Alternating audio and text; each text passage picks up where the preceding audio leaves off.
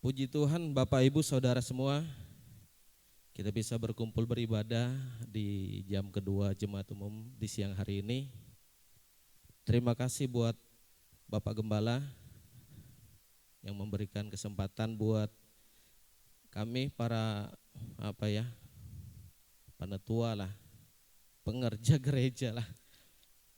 Walaupun dari tadi saya sebenarnya agak grogi menyampaikan firman Tuhan. Dan lebih grogi sebenarnya kalau Bapak Gembala itu sudah mengangkat tangan, menaruhkan di kepala. Oh, lebih grogi lagi saya. Mudah-mudahan Bapak tidak angkat tangan menaruh ke kepala. Haleluya.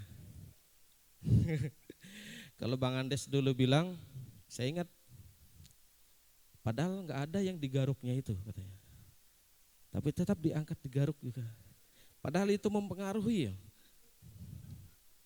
Saya nggak tahu kalau kawan-kawan yang baca warta atau apa ya. Setiap Bapak kalau saya gini tuh, kalau buat saya itu berpengaruh sekali. Pasti saya tahu itu pasti ada yang salah entah apa gitu. Puji Tuhan. Itu kode ya Pak, kode di antara kita. Ya puji Tuhan. Bapak Ibu, di jam kedua ini saya akan menyampaikan firman Tuhan atau berkhotbah. Judul khotbah saya siang hari ini saya kasih judul Maksud Abadi Allah. Kayak judul sinetron. Maksud abadi Allah. Bapak Ibu, kita buka di Matius 28. Perikop ini sebenarnya sudah sering disampaikan dan berkali-kali diulang untuk mengingatkan kita semua ada sebuah maksud di dalam setiap hidup kita untuk rencana Tuhan. Bapak Ibu buka di Matius 28 ayat 16 sampai 20. Perikopnya adalah perintah untuk memberitakan Injil. Saya bacakan. Dan ke-11 murid itu berangkat ke Galilea, ke bukit yang telah ditunjukkan Yesus kepada mereka. Ketika melihat dia, mereka menyembahnya, tetapi beberapa orang ragu-ragu. Yesus mendekati mereka dan berkata, "Kepadaku telah diberikan segala kuasa di surga dan di bumi. Kepadaku telah diberikan segala kuasa di surga dan di bumi. Karena itulah, pergilah, jadikanlah semua bangsa muridku dan baptislah mereka dalam nama Bapa dan Anak dan Roh Kudus. Dan ajarlah mereka melakukan segala sesuatu yang telah kuperintahkan kepadamu. Dan ketahuilah, aku menyertai kamu senantiasa sampai kepada akhir zaman." Nah, Bapak Ibu Saudara sekalian yang dikasihi di dalam Yesus, perikop ini sering disebut dengan amanat agung atau ada yang mau menyebutnya juga eklesia go, artinya pergi. Nah, tetapi Bapak Ibu, amanat ini tidak akan pernah ada kalau tidak ada latar belakang di balik semuanya itu. Tentunya Tuhan Yesus menyampaikan ini kepada 12 murid pada waktu itu tidak sembarangan. Ada sesuatu yang urgent, ada sesuatu yang sangat mendesak, ada sesuatu yang penting sekali sehingga perintah itu harus disebutkan. Nah Bapak Ibu, saya mau ajak kita menyelam ke belakang, artinya menelaah ke belakang, melihat ke belakang.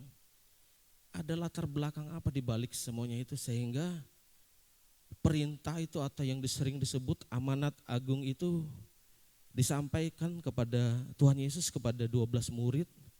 Dan juga bukan hanya 12 murid saja, tetapi sampai ke generasi kita hari ini perintah itu masih berlaku. Tahukah Bapak Ibu bahwa di hati Allah itu ada sebuah maksud abadi yang sudah ada sejak dunia dijadikan sampai kepada dunia berakhir. Satu, Allah menginginkan sebenarnya sebuah umat yang memiliki rupa dan gambar Allah.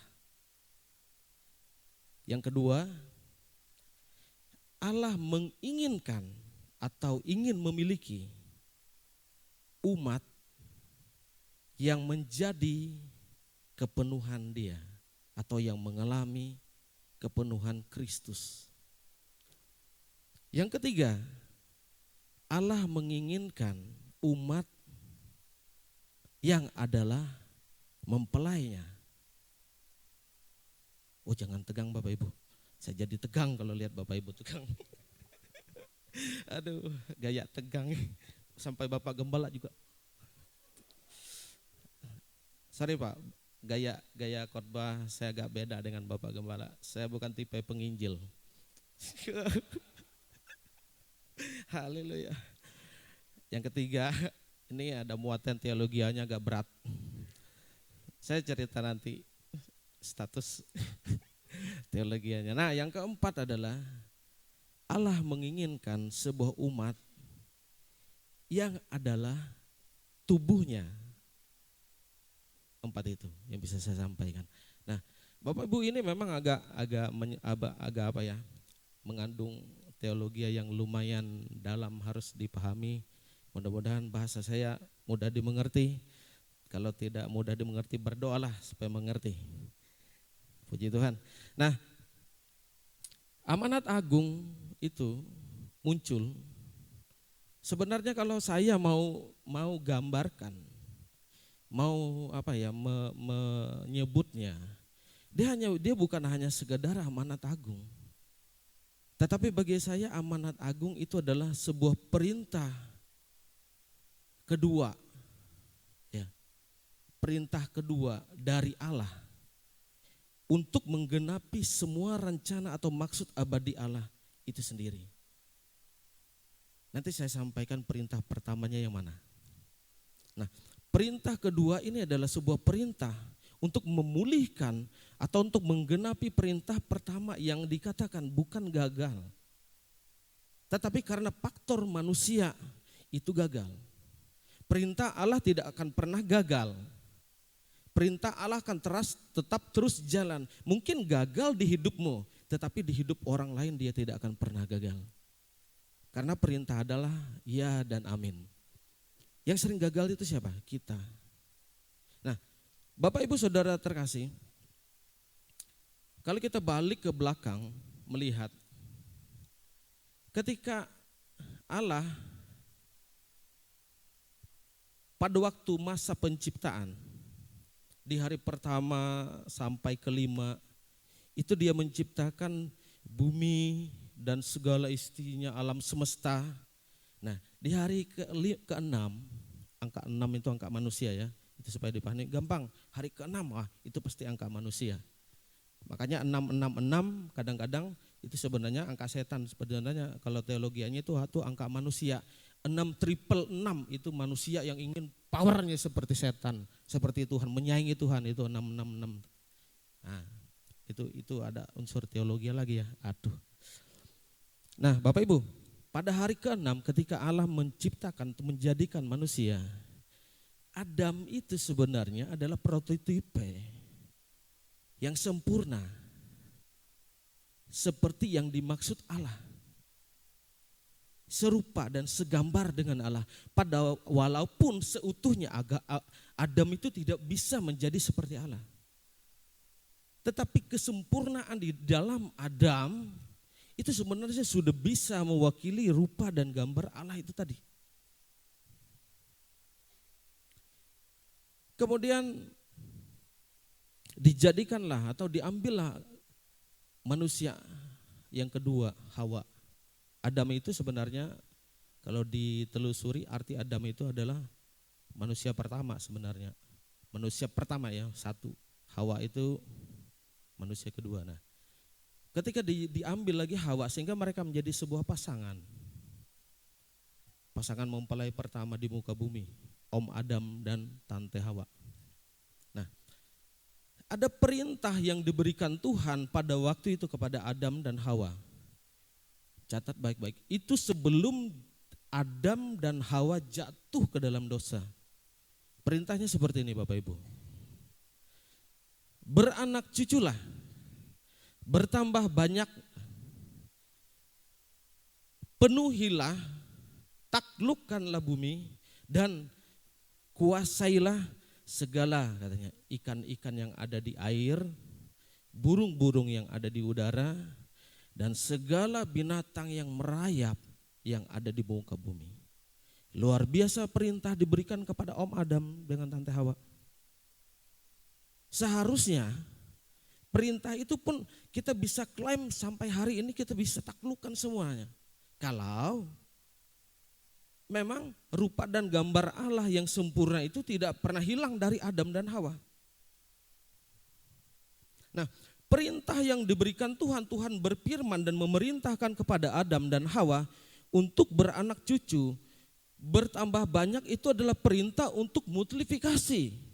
Karena sebuah keinginan Allah adalah bumi itu dipenuhi dengan orang-orang yang semodel dengan Adam dan Hawa itu. Akan melahirkan anak-anak generasi yang dilahirkan dari generasi ilahi.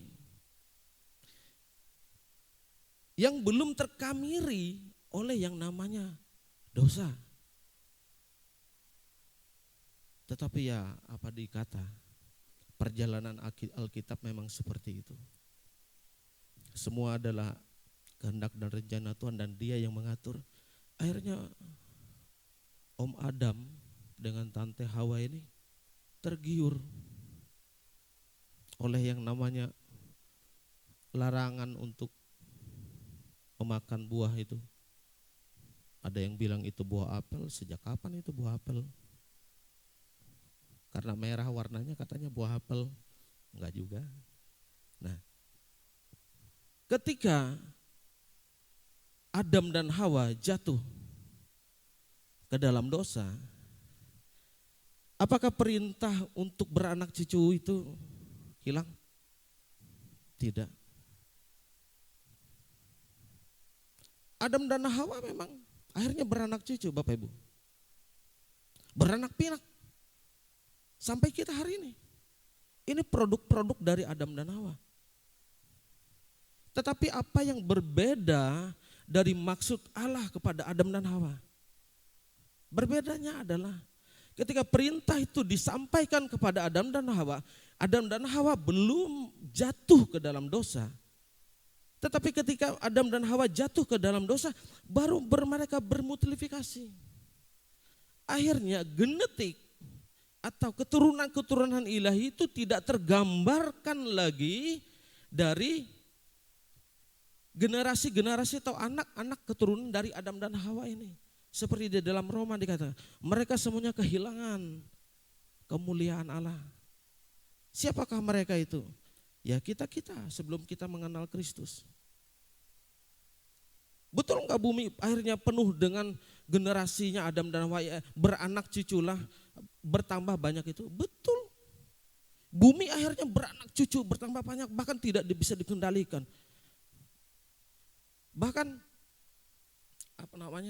Cina aja sudah berapa ya? 1 miliaran. 1,5 ya. Nah itu luar biasa sekali bertambah jiwa itu. Apa bisa dihambat pertambahan jiwa yang akhirnya lahir dari Adam dan Hawa secara lahiriah tersebut? Tidak bisa dihambat Bapak Ibu. Itu akan terus bergerak. Dia akan terus bertambah banyak. Terus apakah rencana Allah terhadap Adam dan Hawa itu gagal? Tidak. Dia akan terus bertambah. Rencana Allah ya tetap rencana Allah. Nah, itu yang saya masukkan tadi, perintah pertama yang diberikan kepada manusia untuk bertambah banyak, bermultiplikasi.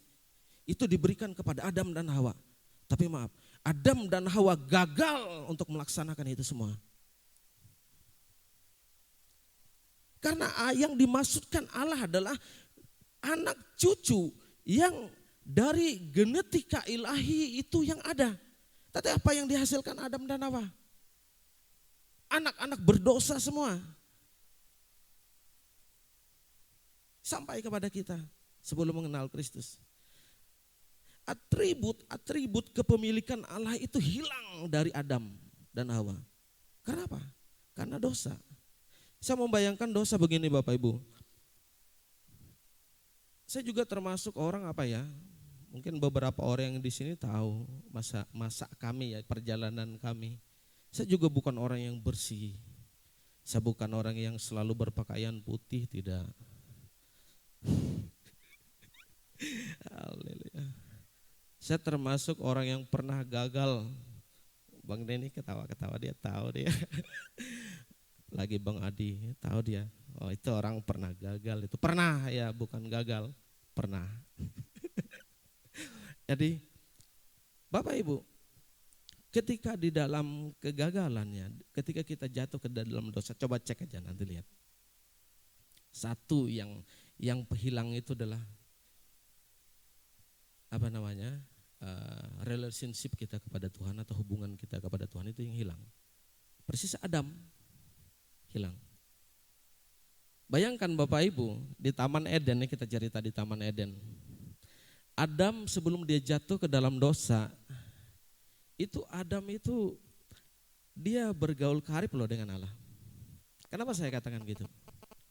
Adam bisa mendengarkan Allah, bahkan langkah kaki Allah pun Adam tahu. Begitu juga Allah tahu Adam di situ. Artinya apa? Artinya tempat Adam hidup yang katanya Taman Eden itu adalah sebuah taman di mana Allah dan Adam itu adalah satu komunitas. Adam bisa dengarkan Allah, Allah bisa dengarkan Adam. Nah, ketika Adam jatuh ke dalam dosa, apa yang terjadi pertama-tama? Allah begini, Adam, di manakah kamu? Gak masuk akal pertanyaan itu dikatakan Allah. Bisanya Allah tidak melihat Adam. Di manakah kamu, Adam? Apa betul Allah itu memang tidak melihat Adam? Bukan. Yang menutupi pandangan Allah itu adalah karena dosa itu sudah masuk atau melekat di dalam Adam itu. Itu yang membuat Allah tidak bisa melihat. Saya mengerti seperti ini juga Bapak Ibu. Kalau Bapak Ibu ingat, ketika Tuhan Yesus disalib, ya, ketika Tuhan Yesus disalib, dia menanggung semua penderitaan apa? Dosa-dosa di muka bumi ditanggung. Ada perkataan Tuhan Yesus yang aneh pada waktu itu. Saya gali. Kenapa? Tuhan Yesus berkata gini, Bapa, kenapa engkau meninggalkan aku? Apa betul bapaknya Tuhan Yesus itu meninggalkan dia? Bukan. Bapa itu tidak bisa melihat Yesus karena di dalam Yesus itu cawan itu sudah dimakannya. Cawan itu sudah diambilnya, kabur semua. Itu yang namanya dosa tidak bisa dihindari. Ketika Bapak Ibu atau semua kita jatuh ke dalam dosa, Anda tidak bisa pandang Allah. Begitu Allah juga melihat Bapak Ibu kabur. Walaupun secara kekuasaan Allah tahu. Tapi dia ingin menjelaskan bahwa karena dosa engkau itu tak terlihat di mataku. Nah karena itulah generasi dosa ini terus menjalar sampai kepada hari ini. Puji Tuhan Bapak Ibu. Karena begitu besar katanya ya, Matius 6 ayat berapa itu? Karena begitu besar kasih Allah atas dunia ini, maka diberikannya anaknya yang tunggal, yaitu Tuhan Yesus. Nah, Tuhan Yesus hadir ke bumi ini, itu bukan hanya sekedar menjadi penyelamat Bapak Ibu. Bukan hanya sekedar menjadi penyelamat, bukan. Tuhan Yesus memegang banyak sekali tugas, fungsi, dan harus digenapinya. Tugas Yesus salah satunya, dia harus menjadi Adam yang kedua katanya. Kalau Bapak Ibu baca di Perjanjian Baru, Yesus itu Adam kedua. Karena Adam yang pertama itu gagal untuk melaksanakan apa yang dimaksudkan Allah. Di dalam Perjanjian Baru dikatakan begini, karena Adam, dosa dari Adam itu menjalar kepada manusia, artinya karena dosa satu orang katanya. Kita semua akhirnya semua berdosa. Begitu kan? Nah, sekarang Yesus Kristus hadir di muka bumi karena begitu besar kasih Allah tadi. Menjadi Adam dan Hawa. Perbandingan itu bukan karena membandingkan Adam dan Yesus terlalu jauh Bapak Ibu. Dia hanya memberi gambaran bahwa Yesus datang sebagai Adam dan Hawa. Karena dengan hadirnya satu orang yang nama Yesus, maka yang lain itu pun bisa diselamatkan. Nah, Yesus masuk di perjanjian baru di eranya, membawa sebuah titik terang, membawa sebuah harapan yang baru buat umat manusia. Perjalanan Yesus kita semua mungkin sudah baca di dalam keempat Injil. Matius, Markus, Lukas, Yohanes. Itu bercerita hal yang hampir sama. Bagaimana perjalanan Yesus akhirnya merekrut 12 murid. Walaupun babak belur juga murid-murid ini. Ada yang jatuh juga, tetapi Yesus tetap akhirnya menggenapi segala rencana Allah di dalam akhir hidupnya di muka buminya sebelum dia terangkat. Dia katakan gini Bapak Ibu, karena itu pergilah, jadikanlah semua bangsa muridku dan baptislah mereka dalam nama Bapa, Anak dan Roh Kudus. Saya ketika membaca ayat ini berpikir, saya tahu bahwa ayat ini bukan hanya sekedar seperti itu. Memang kalau dibaca, seperti itu. Tetapi yang dimaksud Yesus, jadikanlah segala bangsa murid. Dia menginginkan DNA atau genetika itu sudah berubah lagi untuk menghalau atau untuk merampas kembali genetika yang dihantarkan oleh Om Adam tersebut. Nah, di dalam Yesus itu direbut untuk melahirkan keturunan-keturunan ilahi tadi. Yang 4 saya katakan tadi, maksud Allah itu sebenarnya tergenapi ada di dalam murid. Nah, salah satu pengertian murid itu seperti ini Bapak Ibu. Murid itu pada waktu itu ya, jangan Bapak Ibu maksud saya gini. Ketika berbicara murid, saudara Bapak Ibu jangan bayangkan murid yang hari ini ya, bukan itu. Tapi murid pada waktu itu, mungkin lain kali saya akan cerita. Tapi waktunya tidak cukup hari ini cerita. Apa itu murid? Nanti saya cerita panjang lebar, tidak hari ini. Bersambung Bapak Ibu untuk mengunci Bapak Gembala. Nah, salah satu pengertian murid, Bang Adi pasti sudah paham tuh, adalah proses untuk menjadi dewasa. Di dalam pemuritan itu, kita semua diproses untuk menjadi dewasa. Kata dewasa ini akan dikunci lagi dengan rupa dan gambar Allah tadi. Itu sama, tingkatannya itu sama. Proses untuk menjadi dewasa. Pengertian lagi begini Bapak Ibu. Murid juga bisa diartikan dia adalah duplikat atau tiruan dari sang guru. Yesus Kristus kita adalah guru agung. Nah, murid ketika didewasakan itu harus menjadi seperti guru. Nah, kalau kita menjadi seperti guru, yaitu Yesus Kristus, apakah tidak sempurnakah rupa dan gambar Allah di dalam diri saudara? Pasti sempurna. Nah, sekarang coba tengok kiri kanannya. Sempurnakah Bapak Ibu? Apakah sudah sempurna rupa dan gambar Allah itu? Nah, itulah dibutuhkan hari-hari ini. Yang namanya Bapak Gembala sering bilang, lahir baru. Engkau harus. Saya pernah dikritik Bapak Gembala gini, jangan kau bilang, jangan kau bikin ini harus. Oh peserta harus, semua harus.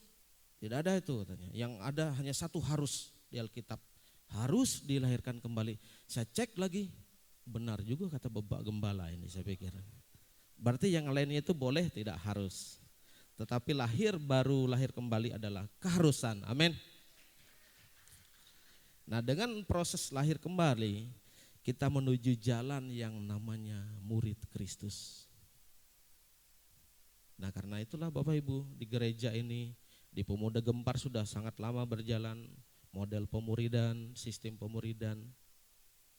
Karena Bapak Ibu, yang bisa menjadikan engkau tubuhnya, yang bisa menjadikan engkau mempelainya, yang bisa menjadikan engkau rupa dan gambar Allah, yang bisa menjadikan engkau kepenuhan di dalam Dia, hanya murid. Di luar murid tidak ada. Jadi sekarang tidak ada yang namanya Kristen, aku di rumah saja, gitu nih jadi murid.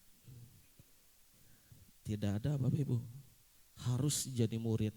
Karena murid itu adalah prototipe dari sang guru, tiruan dari sang guru, duplikat. Bapak Ibu pernah membuat duplikat kunci? Saya pernah Bapak Ibu. Coba sekarang ke toko tempat duplikat kunci itu. Sama enggak? Sama. Karena kalau tidak sama dia tidak akan pernah masuk ke gembok itu gitu, atau ke kunci motor atau ke kunci mobil. Dia enggak pernah masuk. Dia harus sama. Duplikat, tiruan. Tiruan itu sama walaupun itu bukan asli. Karena keaslian itu hanya milik Allah. Kesempurnaan itu milik Allah. Tetapi kita adalah duplikat. Kita adalah tiruan. Jadi Bapak Ibu, kita belum cukup hari-hari ini hanya choir, hanya singer sebagainya. Kita harus maju lagi. Kita harus menjadi murid sejati Yesus Kristus. Amin.